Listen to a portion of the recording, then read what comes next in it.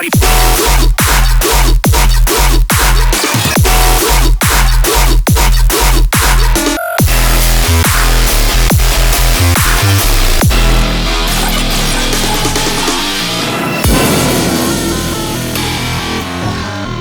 Hey guys, my name is Tokyo Machine, and this is my real voice. So I've been making music for about a decade now, and I just realized that you guys don't really know much about me, and I thought to change that. So I asked you guys to ask me a couple of questions, more than a couple, about 100, and I'm gonna answer them right now. Where is the Slushy and Tokyo Machine EP? About that you have to ask Slushy, because I don't know what he's planning on doing with it. I, over the years, got to release a bunch of tracks with Slushy. Boom.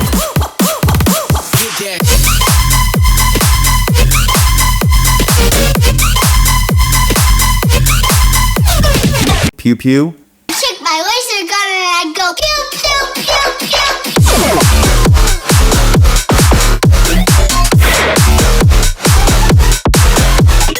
Definitely more to come, so stay tuned. Where has been the coolest place you've heard your music played? That has to be being played at the San Francisco Giants baseball game.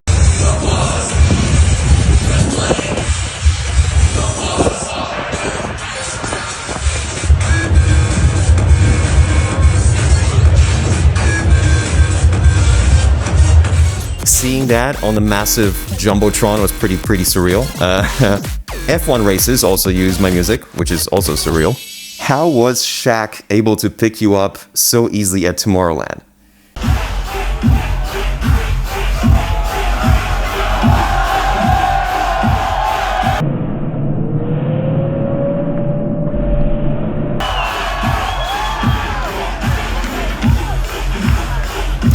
Shaq is massive. I am nowhere near as massive as him. That's a pretty easy calculation there, you know? What instruments do you play? I played a lot of drums as a kid. I haven't sat behind a drum set for a while now. I would love to actually get back to it. So maybe one day I'll get into like a rehearsal room and get some sticks going, get some blasts going. Oh, this is a big one. Where did you get the name Tokyo Machine? Okay, I grew up kind of lonely and broke. My parents found this old Amiga 600, or maybe it was a Commodore 64. My favorite game on it was Gradius, which is what I thought it's initially pronounced, but it's actually Gradius. Don't at me. So I remember thinking that all of Tokyo was like Gradius and futuristic and stuff, full of machines and stuff, you know? And once I did get to visit Tokyo for the first time, you know, mind blown. So that's kind of where the name came from. It really isn't that big of a deal. One of my career highlights was definitely getting to remix the official Gradius remix for Konami officially, so.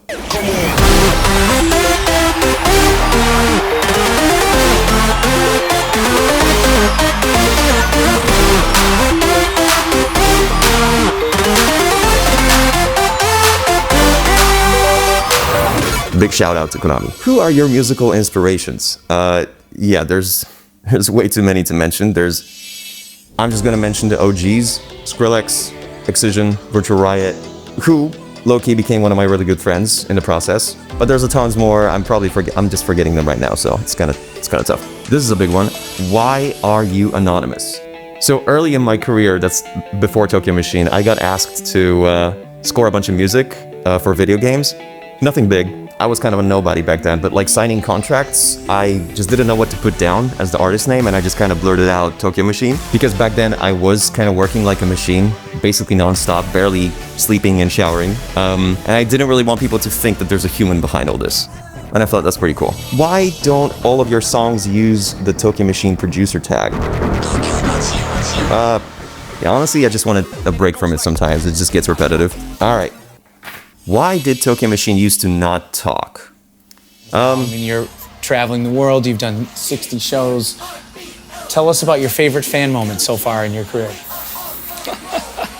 So you met a magician at AD in 2019 and poof, it looks like he made a trick and a card disappear.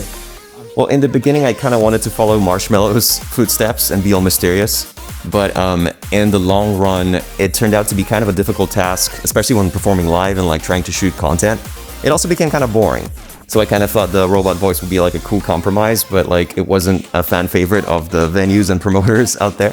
So I got rid of the voice, and It just makes such a big difference when it comes to connecting with fans, especially the ones who come to the shows.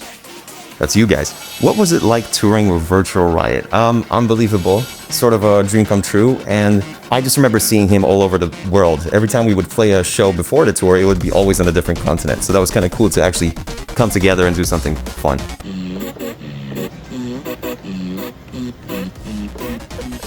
How did you come up with the Tokyo Machine mask design? So this is supposed to be my mouth, teeth, mechanical mouth.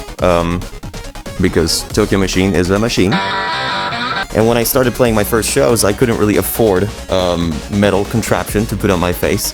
So I went with the cloth masks, and now I can afford something cooler, but the masks became such a fan favorite that I decided to wear it forever. What is the sickest that you've ever been? I assume you mean an illness. So this immediately comes to mind. When I was coming back from New York, I had an insane inner ear infection. It knocked me down for over a month. Literally one of the scariest things for someone who makes a living out of making music, to have his ear disabled for over a month. I would never wish that onto anyone. And I'm gonna spare you all the details about it because it's very gross. Why did you change your glasses shape? I've always been using different shapes on the glasses to like express different emotions. I'm a serious genius with Galactica. This one's just kind of stuck, but I've been using different ones for like different performances, different songs, different moods. When will you release an album? So I just finished my EP, if you haven't noticed. MVP.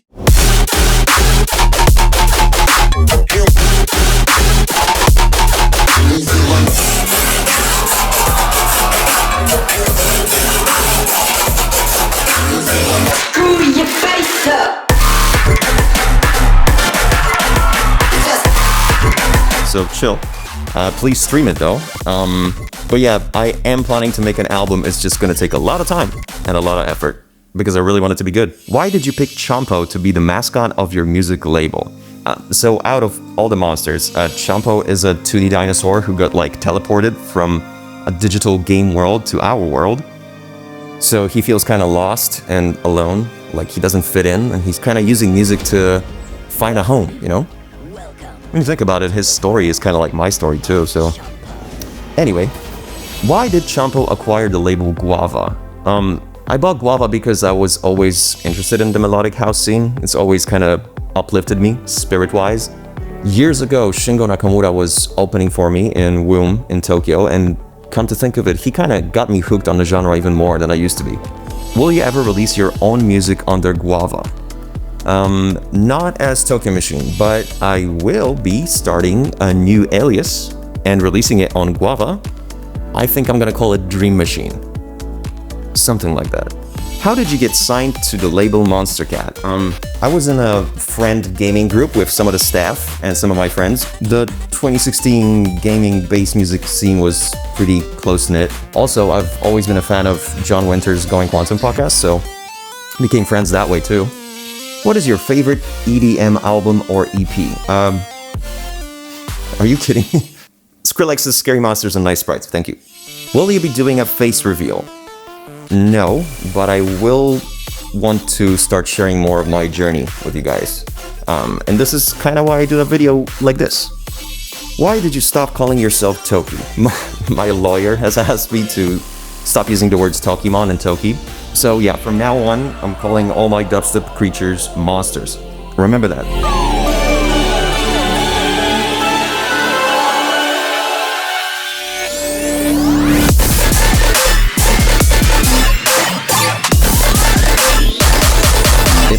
It's not gonna change anything creatively though, so don't worry. What happens if you have to use the bathroom on stage while performing? All that bass music can't be doing your full stomach any favors. First of all, I never play on a full stomach, but if I ever did, I would just ask the opener to come back in my spot and play the set until I'm done, and hope that I find a toilet in time. But I didn't need to do that yet. I'm kind of a bladder master. Alright, stay tuned for more videos.